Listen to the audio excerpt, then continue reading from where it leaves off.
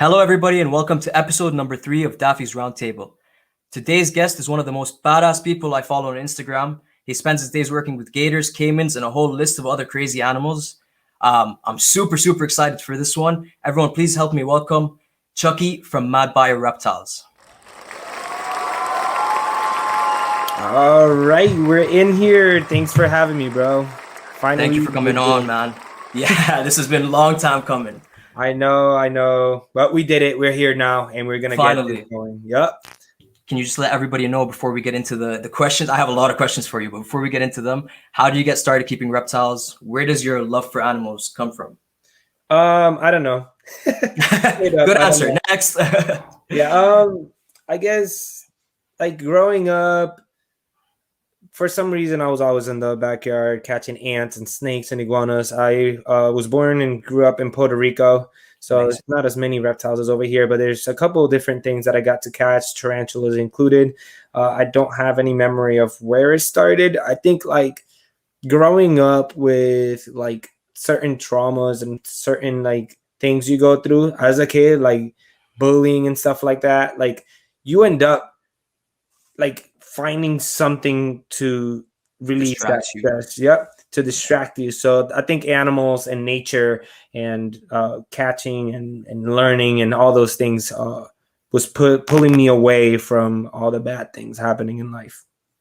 That's awesome, man. Yeah, I completely agree with that. It's a good form of distraction, and once you start learning about them, there's so much to learn that it's endless, right? Absolutely. To this day. To this day, yeah, 100%. That's awesome. So I do want to ask you about your job and where you work, but before we do that, are you currently keeping any species at home, and what are you keeping? So I have mostly, so when I started doing keeping reptiles, I was watching a lot of ball python breeders, and I thought that's what I wanted to do. So I am stuck with a whole bunch of those. Yeah, I have a whole bunch of ball pythons, different morphs, but I don't want to be a breeder. It's not the thing for me. Once I started working with other species like crocodiles and alligators and lizards, it just blew me away how much more there was than like being a breeder. So I do have a handful of ball pythons. I have a corn snake that I found in the wild. It's an albino. It was probably released by someone. I'm thinking it's pretty big. I have a Texas rat snake, 2 leopard geckos that I rescued. What's in here? Well, outside I have iguanas. I have green iguanas. I have a spiny-tailed iguana here. I have a nidano. All 3 of those were wild caught here in Florida. All 3 of those are invasive in Florida. And I have a giant day gecko outside of as well. And I think that's all I have. I think we always forget a few kids, huh? Yeah. That's awesome. I actually do want to get into the whole invasive species and catching wild caught and keeping wild caught animals, because here in Canada, or specifically in Ontario, it's completely illegal to keep any native animals. Completely illegal to catch and keep, even if it's actually, I don't know if it counts for invasive species. I need to look into that. But you shouldn't. Yeah, you shouldn't. It shouldn't be. It shouldn't, right? Yeah, so I know, for example, for red-eared sliders are invasive where we are right now, and I know that you are allowed to take them out, but I don't know if you're allowed to keep them once you pull them out. You know what I mean? Yeah, that is true. That's here too. They're illegal here, both to keep or to like just to have them in general. Right now, our green iguanas too. You can't catch them anymore. They're illegal here now. So like I had to get a permit to be able to keep them.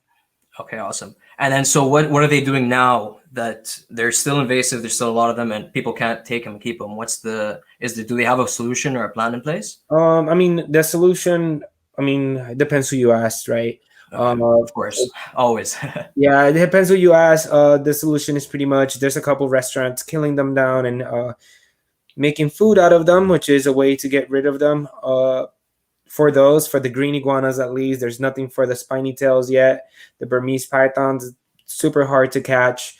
So it depends on what species itself. But for the green iguana itself, they catch and eat them for the most part. Other than that, you cannot catch them and keep them as pets. But with that being said, the reason why they're out there, part of the reason why they're out there is because of irresponsible keepers that have them and release them, or that don't, like, they just sell it to anyone. Like green iguanas here, you could get a baby for $20. Well, when they were crazy. a couple months ago, $20, a kid could walk in, they'll sell it to a kid. It grows up. The kid doesn't want it anymore, releases it, doesn't have the proper enclosure. It makes a hole under the enclosure. It escapes, and then it keeps breeding. So a lot of people argue like, oh no, they shouldn't be illegal, but also like nobody, well, not that nobody's doing it, but the people that need to be working on this are really not working on it. So I understand why they made it illegal, honestly. 100%, 100%. And so that's just the green iguanas. That's why you think they're invasive, or is that the same for Burmese pythons and spiny tails? Because I heard the whole story of the tornado blowing down a warehouse. Do you know anything about this? Is this true? Or is okay, this... so with that, yes, like there was a facility that got hit, and the facility ended up like losing a lot of animals. Okay. There's also a zoo in Key Biscayne, I think it is, if I'm saying it right. Key Biscayne has a zoo that is abandoned, and a lot of animals got out there. There's also a American crocodile that lives in there. To this day? Yeah, to this day. I went Okay. a couple months ago and I saw it. Okay. With that being said, like there's not just one zoo is not going to release over 500 invasive species at once of only reptiles, right? It's like a lot of these animals, like we have giant day geckos in the Keys. That they didn't come from a zoo. Come on, like the zoo didn't get hit in the Keys. It got hit a little bit higher up. So how did the day geckos get there? The Burmese pythons, I mean, we can't pinpoint exactly where they came from, right? So it can be breeders, it can be breeders selling to irresponsible people, it could be the zoo that, of course, got hit and a lot of animals, but like all of that together is what made it. It's not, yeah, you can't pinpoint one place, because if you were to pinpoint one place, how the hell are there tegus all the way south, and then there's tegus a little bit farther north, and there's tegus on the east and the west, but not in the middle? You know, like there's empty spots in between. Like this, it's not just one thing. There's no way in hell it's one thing. That makes a lot of sense. And then even if that facility got hit, what was he gonna have? 2, 3, 4 Burmese pythons max? Like, yeah, to go that crazy, absolutely not. Also, there are some reptile people in certain areas here in Florida that release veiled chameleons, and they do it on purpose. They release them on a tree because they'll stay in that area forever. They'll have babies, and they come back every year, catch them, and sell them at reptile shows. Now, if they make that animal illegal, those are going to be the same people crying about it. But it's like, you did that. You did this. Yeah, you did it. But they just think about the money at that point. I heard about this. So they like basically let the breeding happen out in the wild somewhere, and then just go and collect it every year. Yep.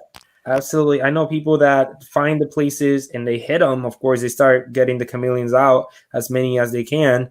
And people, it's like a rescue kind of thing. Yeah, rescuing the chameleons out. Yeah. And like those people get as intense as trying to shoot people over those lizards. Like it's serious. Yeah, so I understand why those things become illegal, you know? Like, it's like, I don't want it to, 100%. They shouldn't be illegal. We should be able to keep all those things. But if these people are not putting in the work to avoid these problems we're having, especially here in Florida, then I get it. Like, 100%. So it's not just the iguanas and the spiny tails and the Burmese. You guys also have tegus and day geckos. Yeah, man, we could go. We got green iguanas, spiny-tailed iguanas. We have veiled chameleons. We have panther chameleons. We have what is it? The Jesus lizard. I forgot the other name for that. The one that walks on water. Yeah, we have those. The brown and the green. We have one of the monitors. I think it's the Nile monitor. We have the Burmese pythons. We've had a couple other pythons, but not as many. We have giant day geckos. We have night anoles. We have tons of anoles from the Caribbean. We have cane toads. We have, let's see what else we have. Oh, amoebas, which is like a smaller version of a tegu. They're smaller, and they come from usually the Caribbean. We have and none of these are native. None of them. None of them. No, it's over 500 species we have. Oh, invasive species. Yeah, 500 invasive species. Ooh. I can just go out like right now, and then like I know where to look, and I can find exactly, all right, this part of Florida, we can find spiny tails, drive over there, find the park the car, get out, catch a couple iguanas, and come back. Like I can literally do that. Right, because people were doing that as a kind of they were catching them and selling them, right? Yeah, they were selling them, but again, once like It's bringing like a them back circle. into captivity, yeah, bringing them back into captivity is fine if you sell it to the right person or if you keep them. But if you're going to sell it and you're going to sell it to anybody, then that animal might be released again. You know, More than likely. Yeah, more like if you sell it to a kid for $20.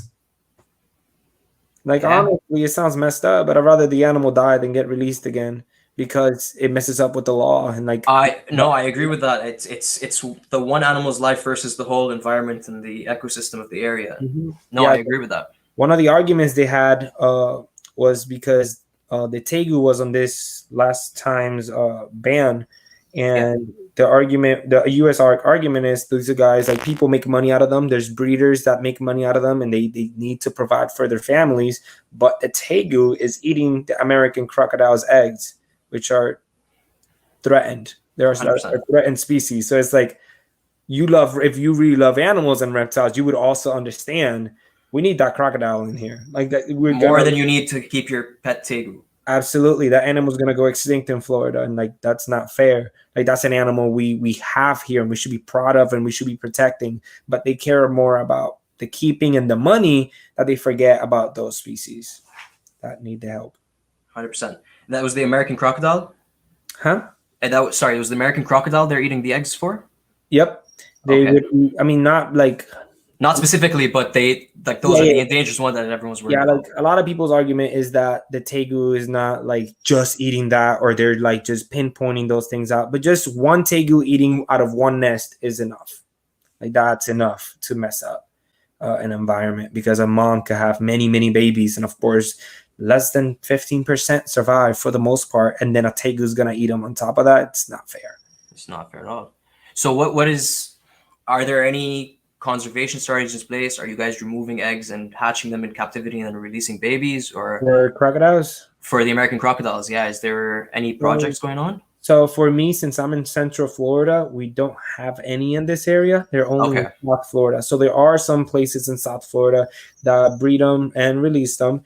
There are other facilities that breed them and send them to other zoos for education. And there are scientists that go out there and do surveys and things like that on them, and of course they're protected. So anything that happens with them, you cannot hunt them, you cannot hurt them, you cannot annoy them, you cannot get close to them. It's just all illegal, and that's the most that of course they can do.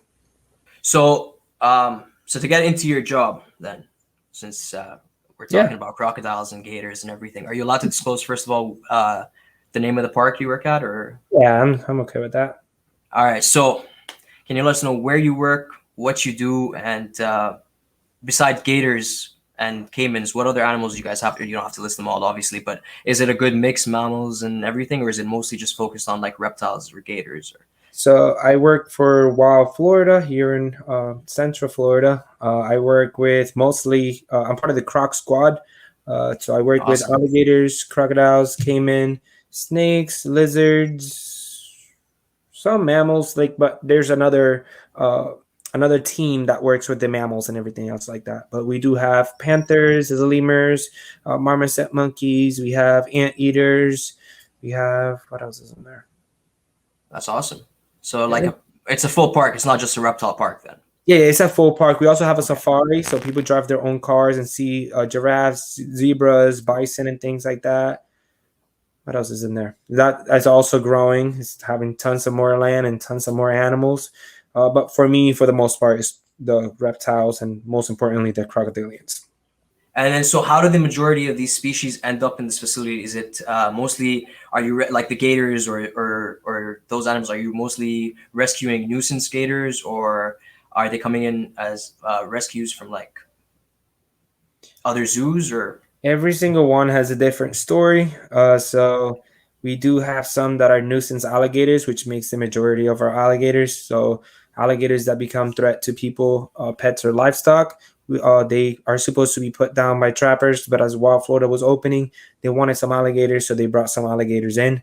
They can come from nuisance alligator programs. They could come from farms that are closing down.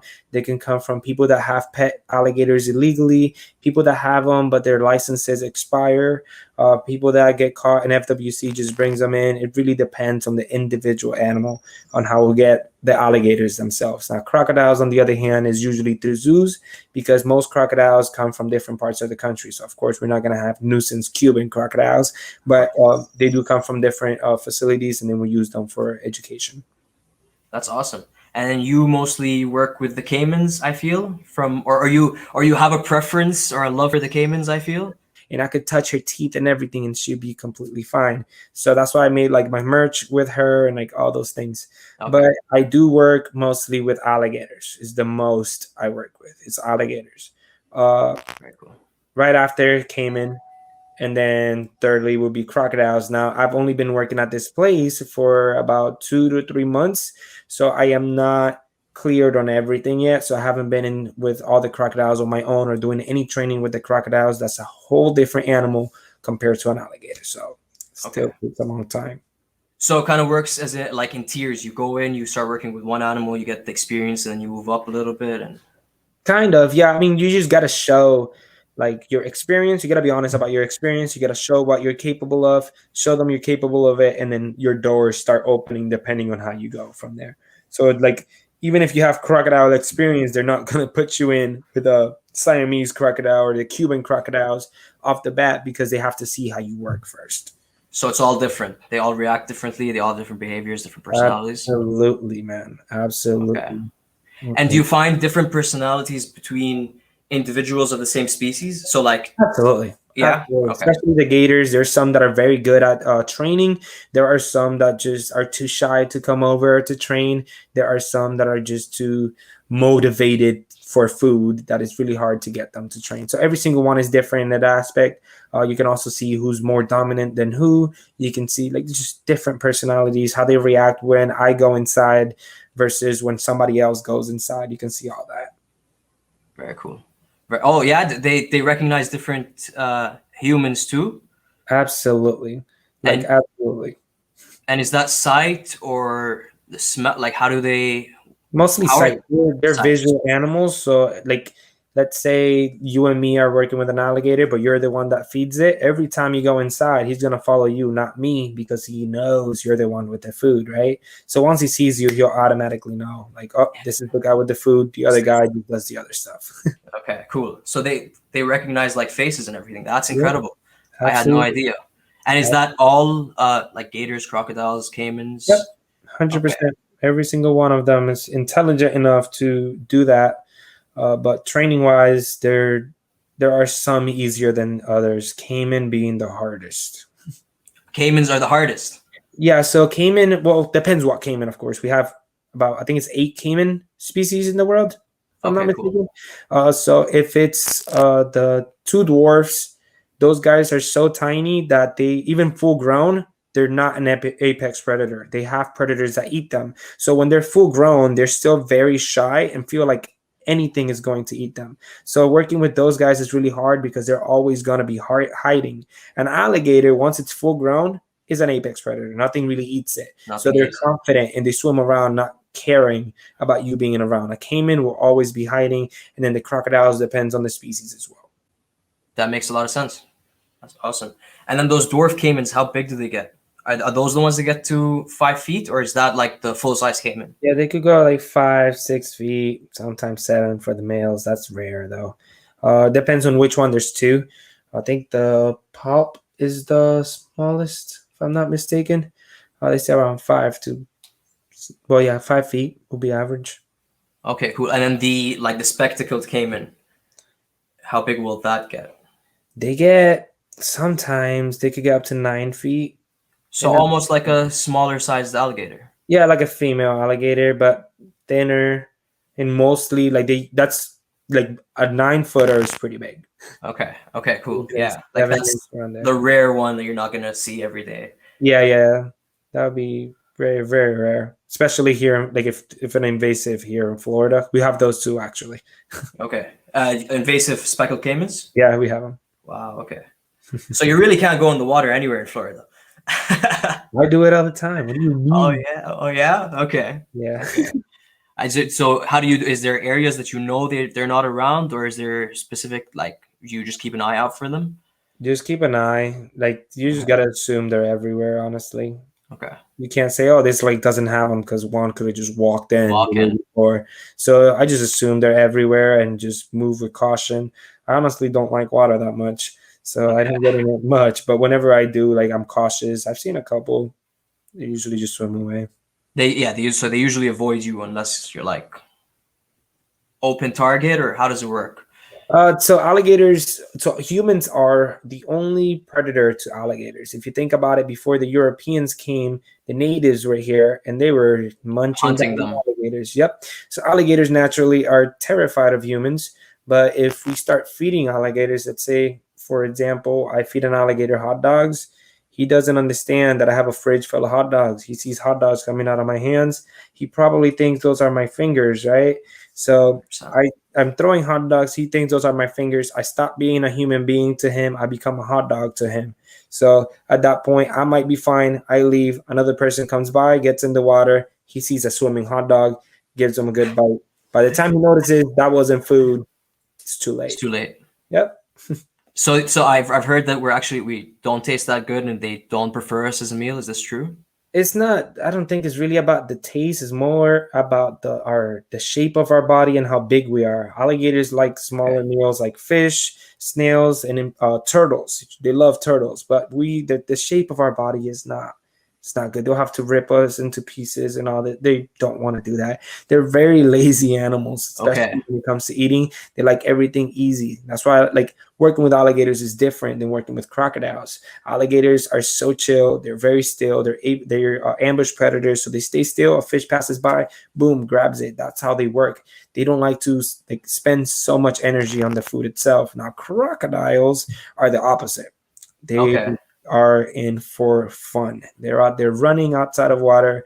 They can chase things down. They like breaking things into pieces, and that's why their snout is so different. The crocodile snout is very thin, but that's because they can move it a lot faster than the crocodile.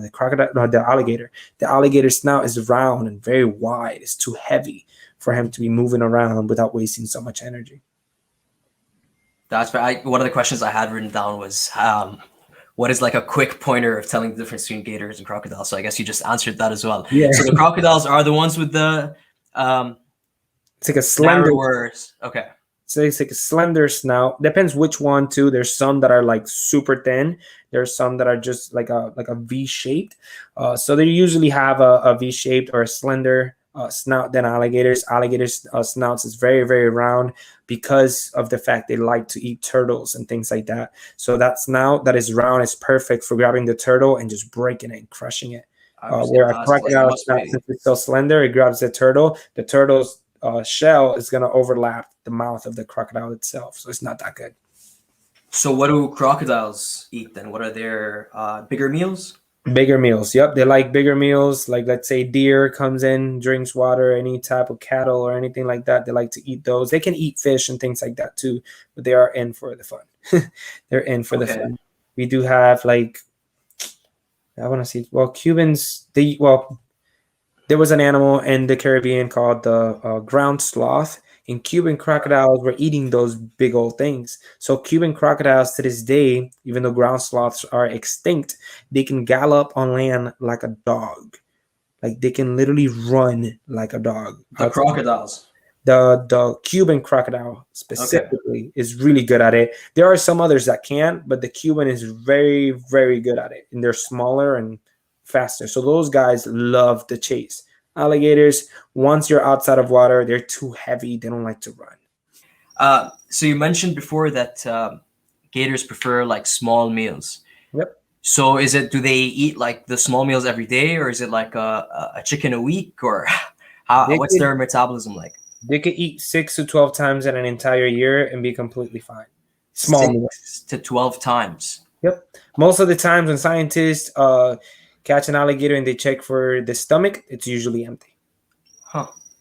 It's usually pretty empty. So these guys, crocodiles, so they don't have to eat that much.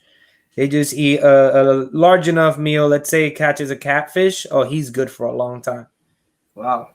Or a turtle, they don't eat that much at all. Now, like usually smaller meals, so let's say a tiny fish, then of course you're gonna need a couple more than one. But after that, they'll be fine. They could go out without food for an entire year and not even lose weight. Is that how often you feed them in captivity as well? No, sir. So in captivity, depending where you go and how zoos work, you can literally overfeed them because of that, because they don't need that much food. So most of the time, when you see an alligator super big and wide, he's being overfed. Even if you feed him a chicken leg every single day, that's too much. Every single day, A chicken leg every day is too much. it's too much. You Wow. should feed that like maybe twice a week, 3 times a week.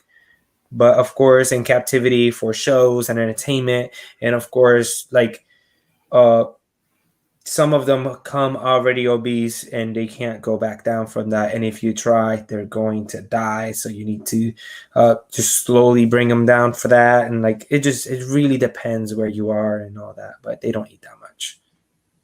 Cool. Very cool. So yeah, I've seen those alligators in like zoos around the world where they're like look like they could barely move. Maybe their Yeah. hands are like pretty much like stuck to their body. That's overfeeding. Yeah, absolutely. So we have an alligator. His name is Crusher. We do tons of training with him. I haven't done any other training other than like fake a blood test. But he is a good sized alligator. He was a nuisance alligator. And you can see his head is super long and like skinny. And he is like nice and slim. And what we feed him every day is chicken gizzards, which are about this big. Just like one or two. No, like a handful every day. Okay. But it's just this, and it's just almost like a piece of skin. It's not much, but he maintains a good body because we feed him that little bit every single day. Now, every now and then we do give him like larger prey items. Like every month, I say, like once a month, we give him like a big chicken or a big rabbit or whatever. But for the most part, it's little tiny pieces. Those guys don't have to eat much at all. After they got the weight they need, they don't need to eat much. Very cool. And I assume it's the same thing for crocodiles, except they're the bigger meals, so they probably go a little bit longer without eating even. Yeah. For the most part, they're about the same. And once you overfeed them, they become too big and lazy, and it doesn't work the same.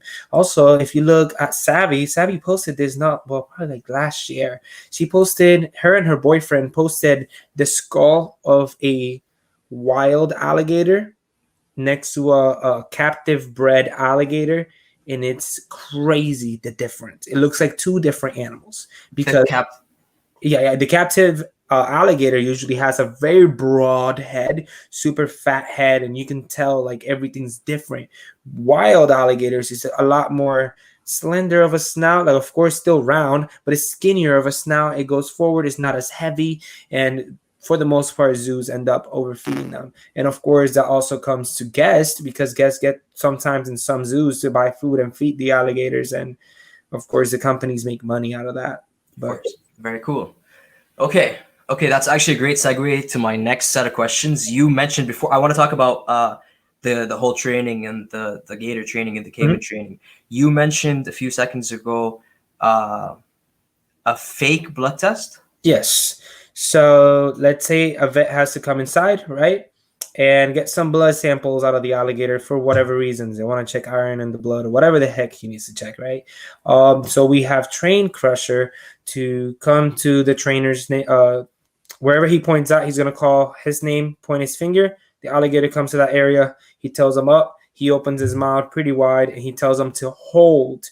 And once he holds, he just freezes in place. The vet can come inside, get at the back of the tail, pick up the tail, get under the scales, put the needle, get the blood he needs, put it back down, and walk away. And the gator doesn't move the whole time? Not one bit. Okay. And that's mostly because of the training, but it's also safer than most zoos because in most places you'll have to get on top of the alligator, put tape around his mouth, force him, put ropes and all this other stuff. But yeah, I've seen the way they do it. I know what you mean. That's crazy. Yeah, so how long does it take for Crusher, let's say, how long did it take him to pick up, hold the command So hold. I am not the one that trained Crusher, so I don't know for Crusher specifically. Okay. I don't know how his training went, and also the person that trained him is a god when it comes to training. Okay. So he is really good.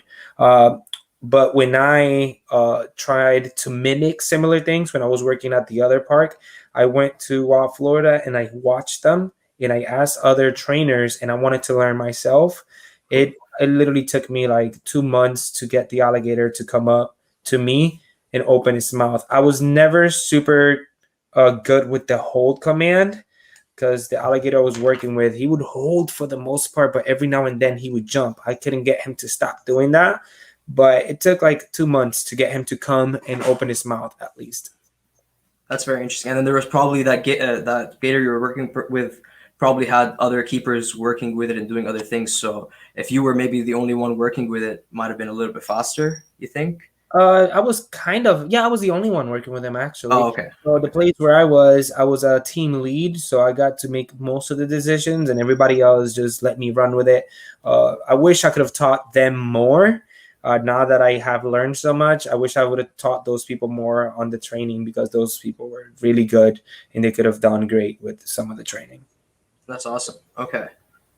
And then do you find that they learn faster as younger gators? Like, is it like dogs where you can't teach a dog old trick or an old dog new tricks, or is it Crusher, for example, he's a wild caught alligator. He's about what we estimate at least 50 to 60 years old. How long do gators live? Just like humans. Okay. Okay. So he's an old boy and he could still learn it. The one I trained came from the park I used to work at, the main park, a big pond that separated him. They made his own enclosure. So he didn't come from training. I literally had to train him from zero and he caught on pretty fast.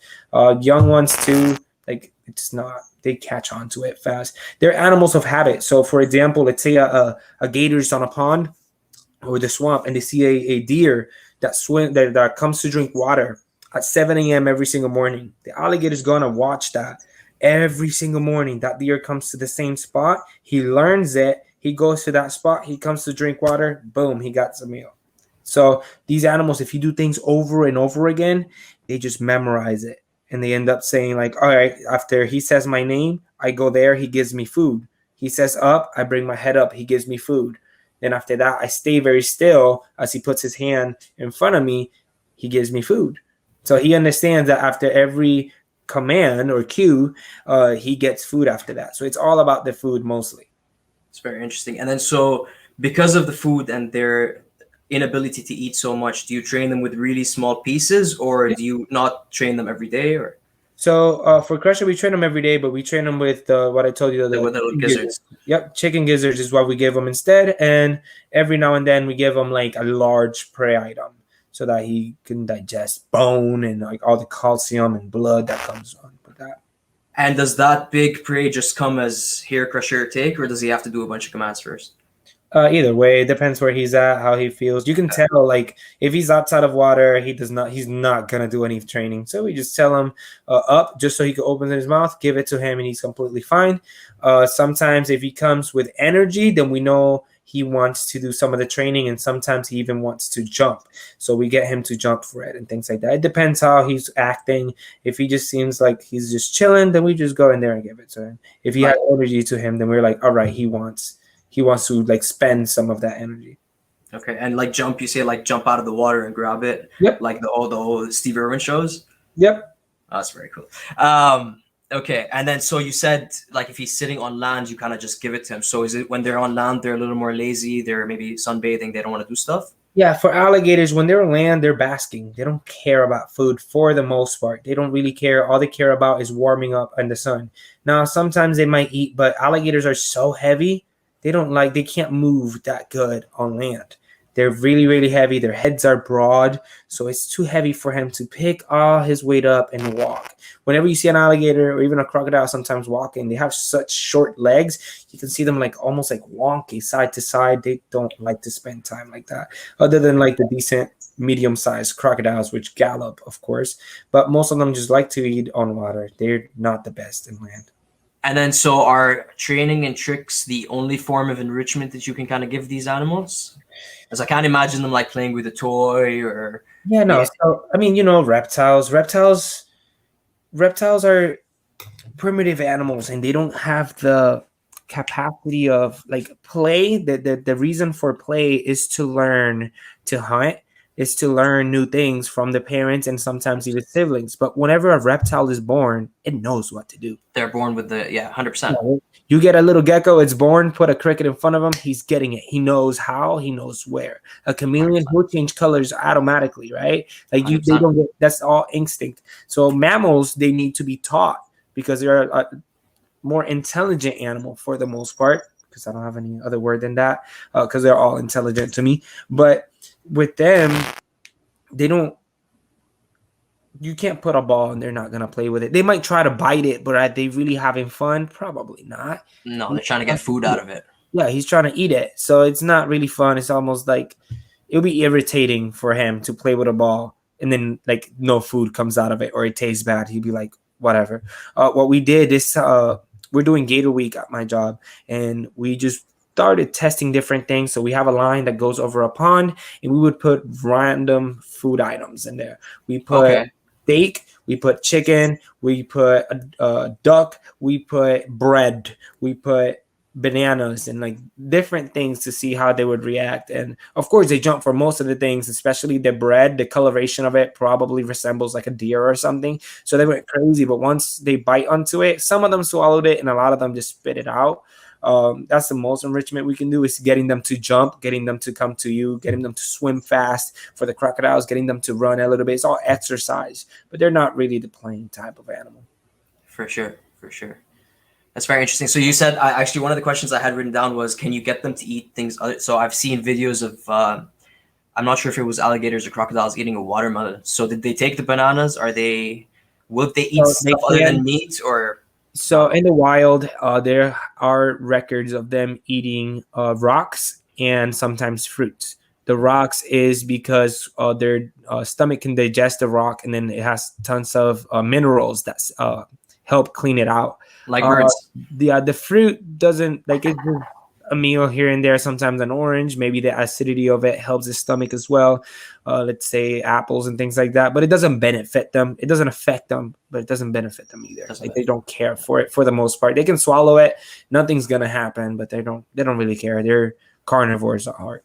Okay, so if you left like a watermelon and a chicken in his cage or whatever, the enclosure, he'd go straight for the chicken and completely ignore the watermelon. He might go to the watermelon because of the coloration. They're very interested animals. Okay. They like to taste things, and that's how people get hurt. So they'll see something, it's a cool color. They're like, all right, let's see what this is. They'll give it a bite, and they'll be like, nah, I didn't like that, and they'll just spit it out.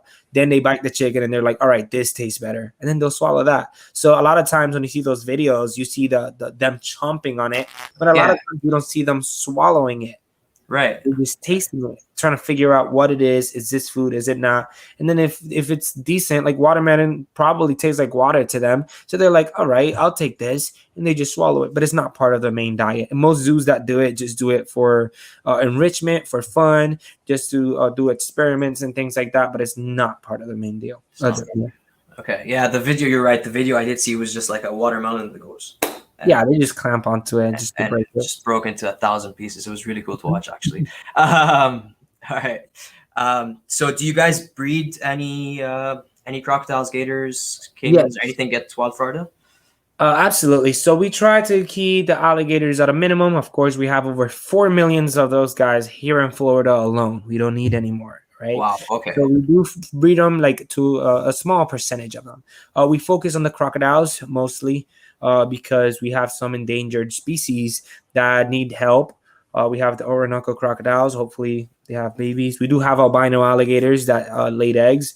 And those guys, of course, they're not wild and it doesn't help conservation per se, but it's a cool animal to have. We have slender snout crocodile. We just don't have a male for it. We have Siamese and we have different ones that we're gonna want to breed with time. Very cool. The slender snout, is that what they call the gharial? Or is it different species? So gharial, it's its own family. It's a whole different thing. That's not an alligator or a crocodile. That's its own thing. The slender snout looks almost like a gharial, just tiny. Oh, how big do they get? How big is that one? It's probably like 6 feet, 7, 8. Depends on the gender too. The one we have is like 7 feet. I'm not sure. This is the first one I've ever seen in person. I'm gonna just Google it.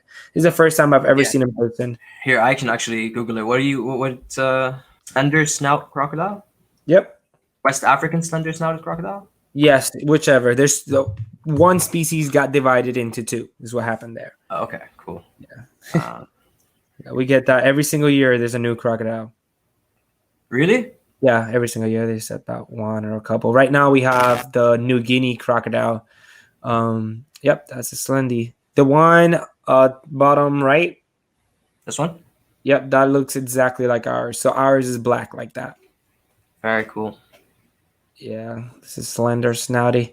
But yeah, every year we get like right now we have the New Guinea crocodile, which is no, the crocodile's Holly or Hall's crocodile. So that crocodile is a new species that they thought it was a New Guinea crocodile, but New Guinea is an island, right? Where they're from is an island. There are mountains in the middle of the island, and there are crocodiles in the north. There are crocodiles in the south.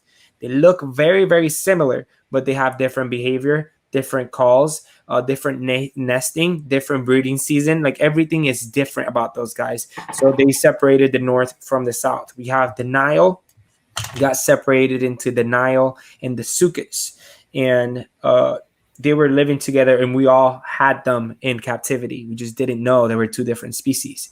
We just couldn't tell why they wouldn't breed together. They look so similar. We couldn't breed the Nile and the Sucus because they have two different breeding seasons. So everybody that had a Nile and a Sucus as a zoo, we're like, what are we doing wrong? Why are these animals not breeding together? The fact was that we had two different species put together with two different breeding seasons. And the Sucus is one of the oldest crocodiles that still lives. It is actually the it is closely related to the American crocodiles in the Americas, even though it lives in Africa. So it's almost like a missing link that is still alive for like the tree of evolution of crocodiles. That is so cool. That is so cool. And so when did you guys discover that there were two different species? I don't know about that one. That was a couple years ago. The most recent, like I said, is the Hall's. Hall's New Guinea crocodile is the newest one that I know was probably like a year or two ago. The slender snout, I think last year was divided into the western and eastern, I believe. Then the dwarf crocodile got divided into 2 or 3. They're not sure yet. It's a mess. When it comes to their species, is a mess. So one of the dwarf crocodiles, there's a population of them living inside a cave. So imagine in Africa, there's just a hole, right? Some crocodiles fell into that hole and never made it back out.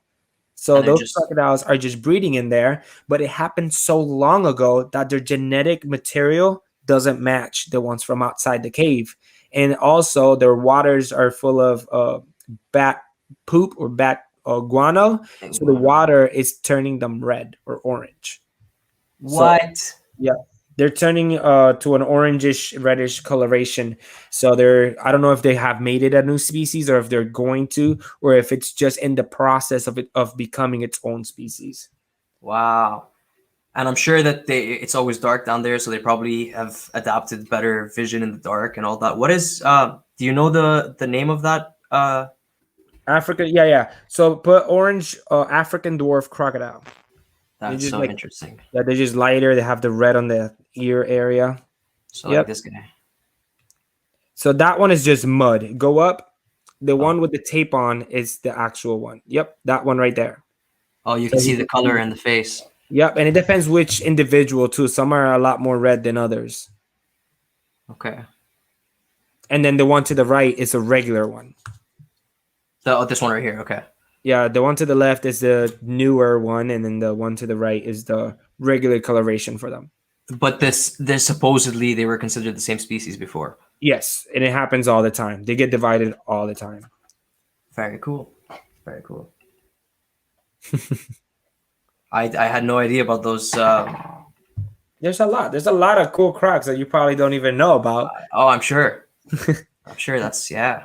There's about, there's like 24, 25, probably more now, but it's about 24, 25 of them.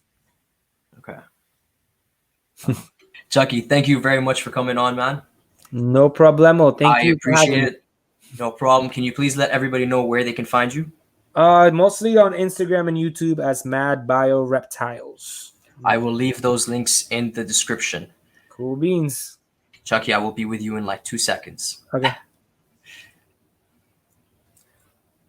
Awesome. That was episode 3 of Daffy's Roundtable. Thank you all very much for tuning in. I will leave Chucky's links to everything in the description, as well as my links. I am Daffy's Reptiles on all platforms. Give me a follow. Thank you very much for listening. We'll see you on the next one.